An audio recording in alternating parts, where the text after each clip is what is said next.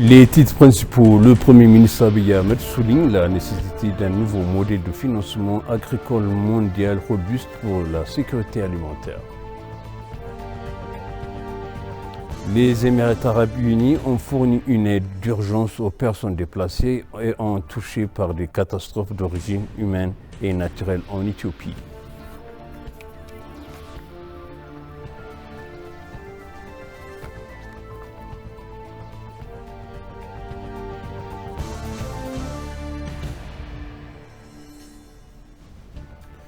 Bienvenue chers téléspectateurs sur EBC, c'est moi Zalal Amourkana avec le journal.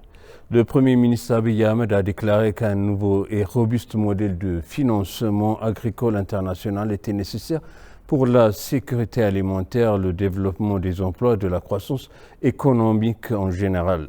Le Premier ministre a prononcé le discours lors du sommet des Nations Unies sur les systèmes alimentaires de plus auquel ont participé des dirigeants de 20 pays ainsi que plus de 2000 ministres de l'agriculture, de 160 pays des chercheurs agricoles et des parties prenantes à Rome en Italie.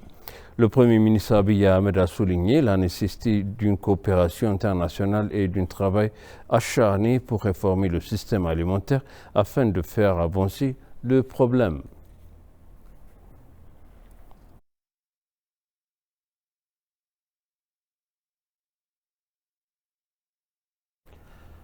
Pendant ce temps, le Premier ministre Abiy Ahmed a participé au déjeuner de travail du chef des 5 qui comprenait l'Éthiopie, l'Italie, le Djibouti, la Somalie et le Kenya. Selon le bureau du Premier ministre, la session a été convoquée pour établir des domaines d'intérêt commun pour une coopération structurée entre les pays. Il convient de rappeler que le Premier ministre Abiy Ahmed a participé dimanche à la conférence internationale sur le développement et la migration à Rome en Italie.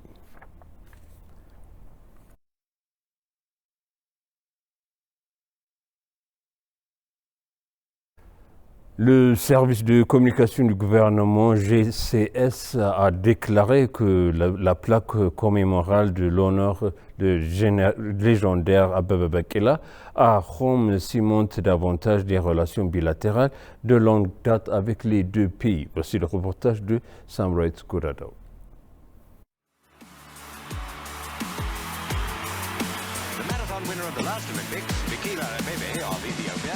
Looks likely to repeat that trial, but it's too early to make any predictions.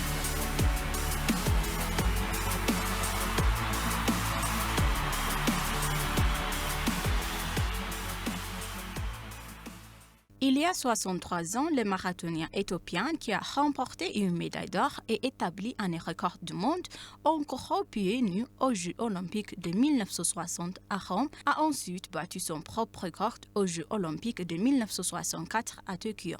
Ababa Bikila est le premier athlète noir africain à avoir remporté des médailles d'or lors de deux Jeux olympiques et il était une icône pour tous les athlètes noirs africains. Dans le cadre de cette histoire colorée, le gouvernement italien a été assumé par le légendaire athlète éthiopien Ababa Bikila. Lors de sa récente visite officielle en avril 2023, le Premier ministre éthiopien Abiy Ahmed a discuté avec son la commémorative en l'honneur du légendaire Ababa Bikila à Rome.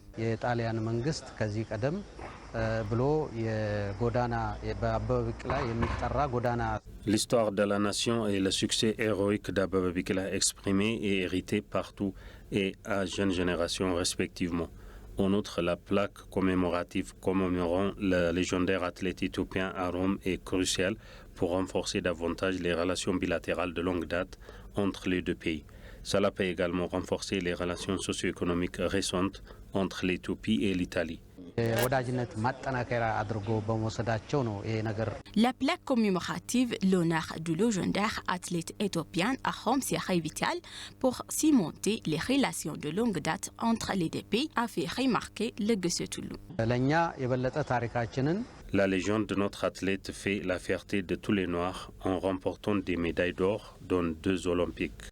Le gouvernement italien a pris une avenue pour commémorer le légendaire athlète éthiopien Ababa Bikila à Rome. Au-delà de l'hypothèse de l'athlète légendaire, il n'y avait aucune information sur l'identité d'Ababa Bikila dans la rue. Après des efforts acharnés, le Premier ministre a discuté avec son homologue Giorgia Meloni pour commémorer davantage Ababa Bikila. Le Premier ministre a rendu hommage à la légendaire photo d'athlète sculptée en bronze à Rome, en Italie.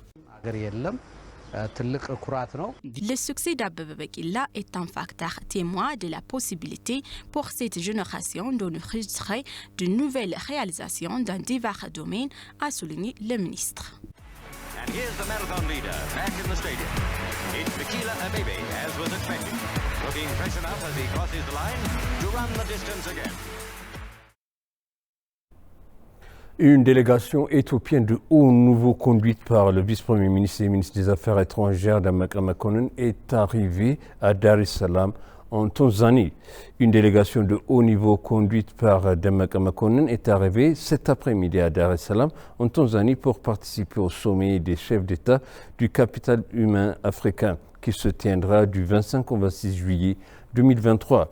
À leurs arrivées à l'aéroport international, Julius Nyerere Dammaqe et son entourage ont été chaleureusement accueillis par le vice-ministre des Affaires étrangères de Tanzanie, l'ambassadeur Barouk, l'ambassadeur d'Éthiopie en Tanzanie, Shibru Mamo et des diplomates. La conférence de leadership africain du développement de la main-d'œuvre se tiendra demain après-demain.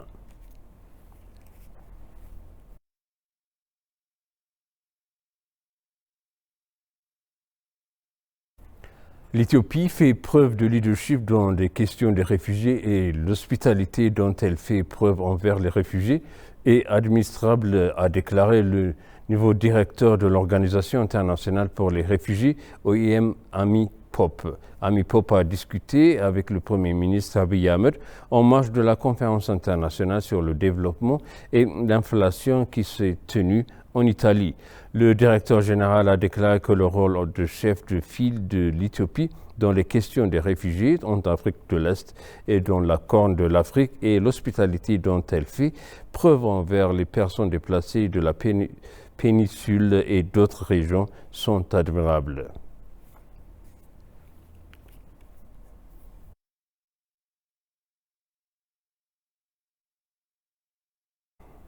Les Émirats arabes unis ont fourni une aide d'urgence aux personnes déplacées à l'intérieur du pays touchées par les catastrophes d'origine humaine et naturelle, notamment des inondations en Éthiopie. Recevant l'aide de secours de l'ambassade adjointe des Émirats arabes unis en Éthiopie, Saoud Al-Tunaji, des sous-commissaires de la Commission nationale de gestion des risques de catastrophe, Idriss Hassan a déclaré que l'aide de ces recours sera acheminée aux personnes déplacées à l'intérieur du pays touchées par les inondations et d'autres catastrophes d'origine humaine et naturelle en Éthiopie. L'aide comprend environ 162 quintaux de farine panifiable, 162 quintaux de riz, 170 quintaux de nutrition et 540 cartons d'huile alimentaire. Déclarant que les Émirats arabes unis ont fourni une aide de secours au cours des dernières années, le sous-commissaire a affirmé que cette aide fait partie du soutien continu de l'Émirat arabe unis à l'Éthiopie.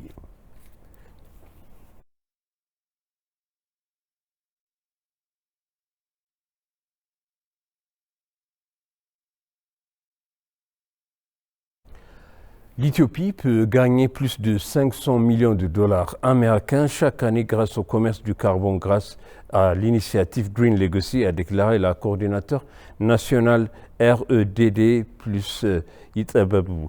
En Éthiopie, 25 milliards de plants d'arbres ont été plantés, soit 10 millions d'hectares couverts de semis au cours des 5 dernières années et 10 millions d'hectares séquestrant 5 tonnes de dioxyde de carbone chaque année, a-t-il dit. Le coordinateur a souligné que le Green Legacy Initiative est un travail exemplaire et de nombreux pays le savent et leurs ambassadeurs participent à la plantation d'arbres en Éthiopie. Le coordinateur de REDD+, a révélé que l'Arabie saoudite et le Kenya reproduisent cette stratégie.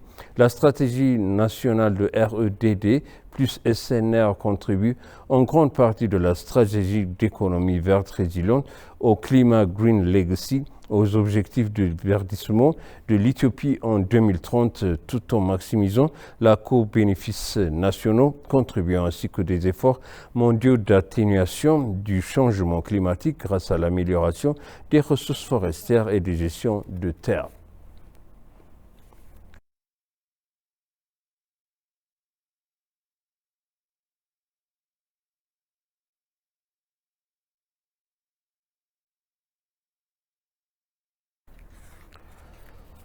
L'importance de la coopération sur l'utilisation équitable des eaux du Nil entre le pays riverain a été soulignée lors d'une conférence publique tenue à Djouba, au Soudan du Sud. Le vice-chancelier de l'université, le professeur John Achek, et son allocution d'ouverture a souligné le rôle central qui jouent les institutions universitaires pour promouvoir l'utilisation équitable des ressources en eau partagée. La directrice générale des affaires africaines au ministère éthiopien des Affaires étrangères, l'ambassadrice Fessaha Shawel, a parlé de la relation entre l'Éthiopie et le Soudan du Sud et de la nécessité de la collaboration pour assurer une utilisation équitable du Nil. L'importance de l'accord cadre de coopération a été présentée par l'ambassadeur Menelik Alamo, conseiller politique principal auprès du vice-premier ministre et ministre des Affaires étrangères de l'Éthiopie. En conclusion de l'événement, l'ambassadeur d'Éthiopie au Soudan du Sud, Nabil Mahdi, a remercié l'université de Djouba et d'autres parties prenantes pour avoir accueilli avec succès la conférence publique.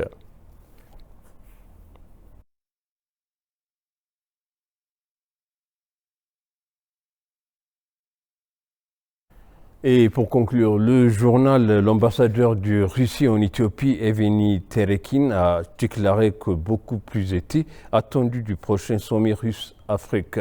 Selon l'ambassadeur de la politique étrangère, russe respecte l'intégrité territoriale et de la souveraineté des autres nations, conformément aux normes de droit internationaux.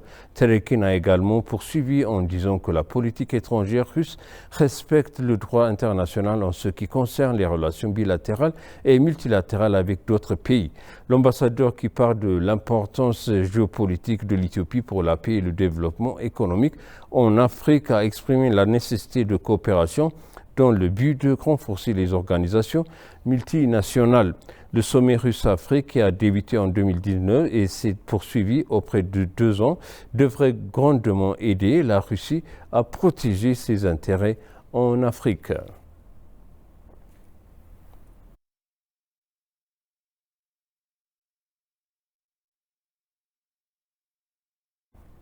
Et maintenant, je vous rappelle les titres principaux. Le Premier ministre Abiy Ahmed a souligné la nécessité d'un nouveau modèle de financement agricole mondial robuste pour la sécurité alimentaire.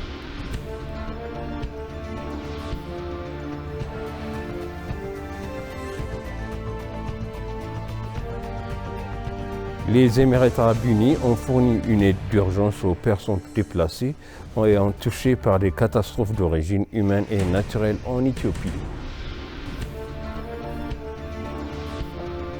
Chers téléspectateurs, sachez le journal, c'était moi.